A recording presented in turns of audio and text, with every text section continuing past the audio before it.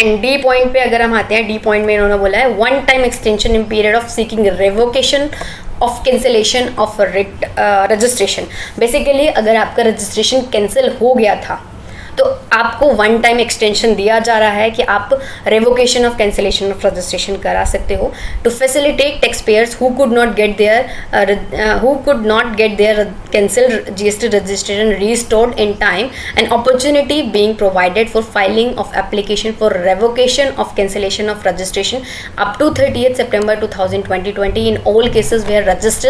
registration have been cancelled till 12th जून 2020। सो बोला गया है कि अगर आपका रजिस्ट्रेशन 12 जून 2020 तक का कैंसिल हुआ है तो आपके पास वन टाइम आपको एक्सटेंशन दिया जा रहा है कि आप revocation of cancellation of registration की एप्लीकेशन फाइल कर सकते हो 30th September 2020 के लिए। ये भी एक बड़ा चेंज है, बड़ा रिलीफ है उन लोगों के लिए जिनका रजिस्ट्रेशन